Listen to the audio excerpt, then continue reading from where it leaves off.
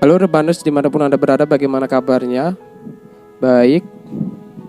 Dan di video sebelumnya kita sudah membahas film Angel S episode 1 part 1-nya. Kali ini kita akan membahas Angel S part 1 episode 1 part 2-nya. Ya udah, lanjut kita ke videonya.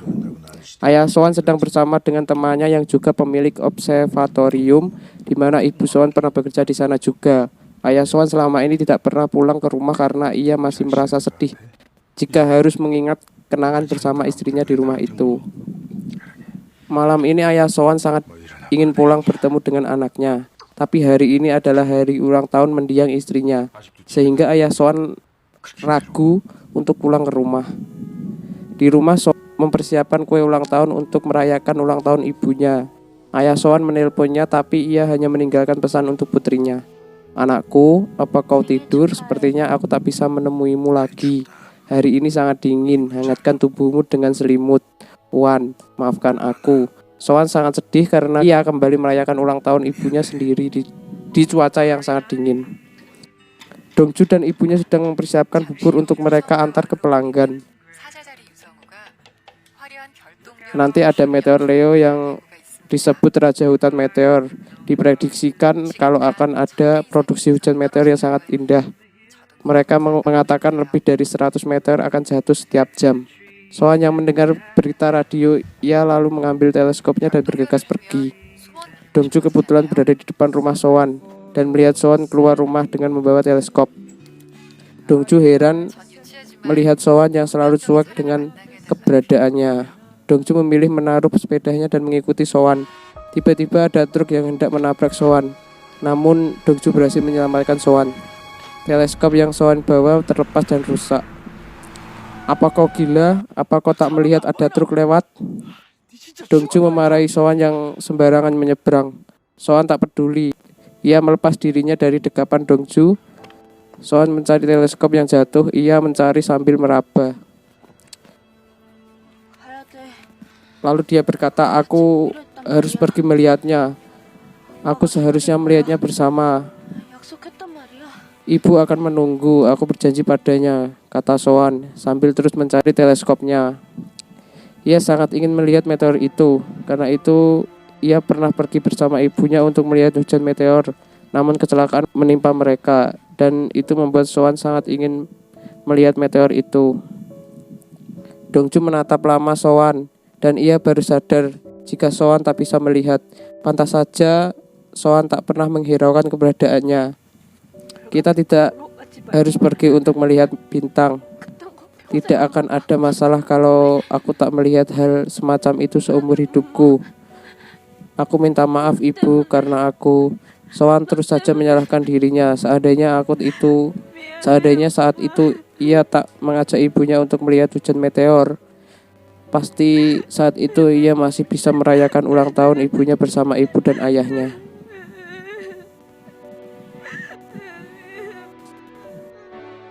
Dongju tak bisa berbuat apa-apa.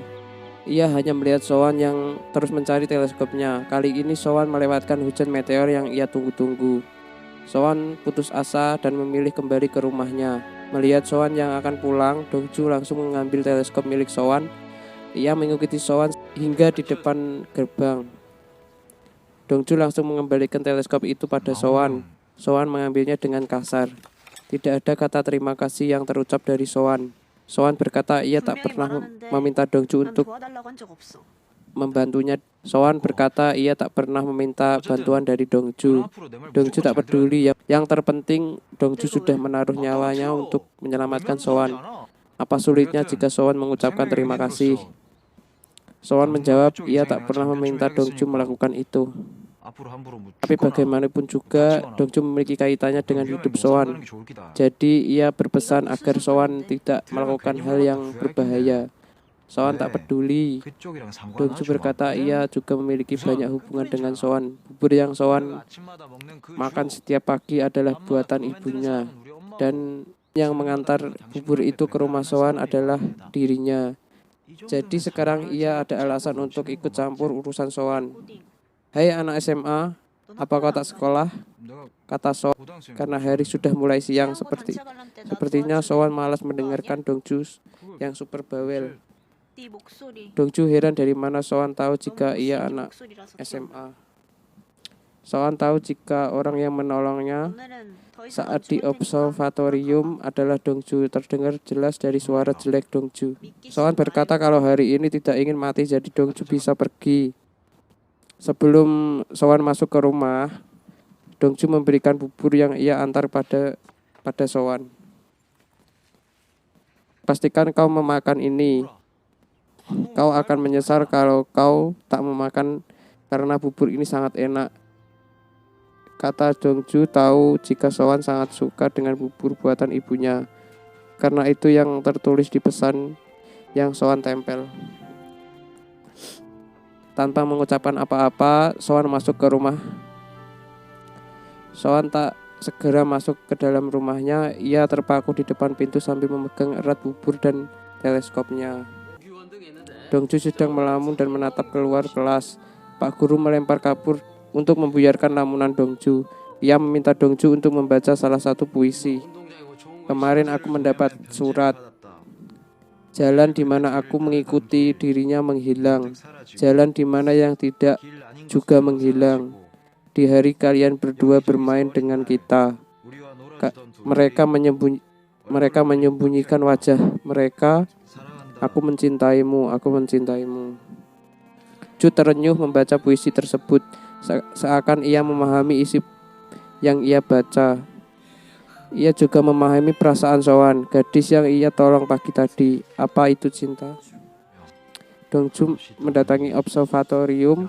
Teman sekolah Dongju yang meledek Dongju juga sedang berada di sana. Mereka datang bukan untuk menyaksikan pembalasan Soan tentang tata surya, melainkan mereka tertarik pada Soan. Di sela-sela Soan memberikan materi, ia diganggu oleh teman-teman Dongju. Salah satu siswa memberikan minuman kaleng pada Soan, tapi Soan menolak dan tak sengaja ia menjatuhkan minuman itu. Soan langsung meminta maaf. Siswa heran saat melihat Soan yang meminta maaf dengan menghadap ke arah yang lain. Untuk memastikan, siswa itu mencoba mendekat dan melambaikan tangannya ke wajah Soan. Dan tidak ada respon. Akhirnya mereka tahu jika Soan tidak bisa melihat. Tiba-tiba Dongju datang dan mengusir mereka. Dongju lalu menyeret paksa Soan untuk keluar. Tapi Soan menolak karena ia belum menyelesaikan pekerjaannya. Dongju tak peduli. Dongju hanya heran kenapa Soan seperti terlihat orang yang bodoh, yang selalu minta maaf pada semua orang. Apa tidak bisa melihat adalah kesalahan Soan?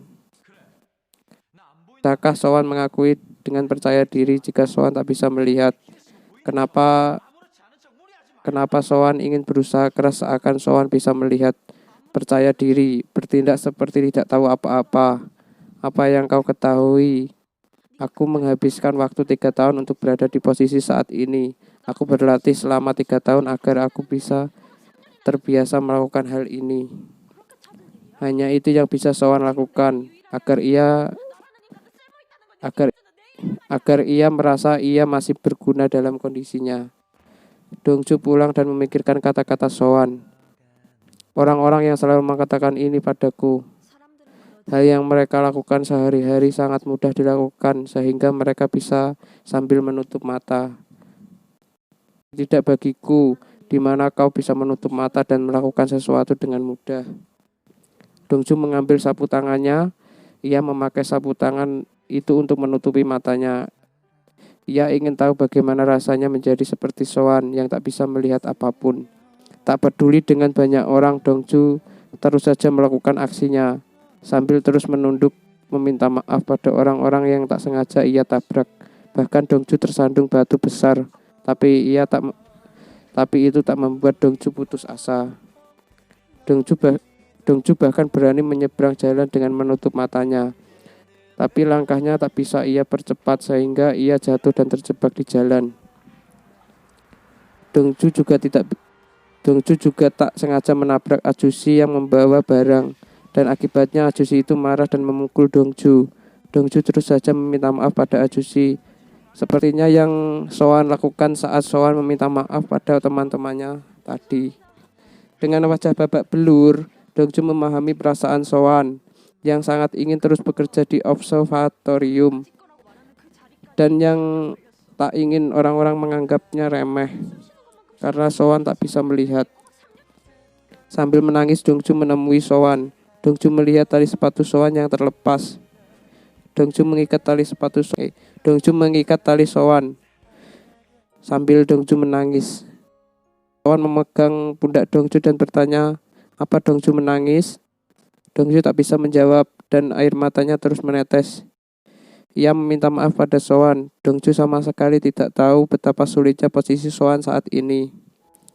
Dongju meletakkan kepalanya di lutut Soan dan menangis. Soan tersentuh. Soan tak berani mengusap kepala Dongju. Bersambung ke bagian 3 ya, oke.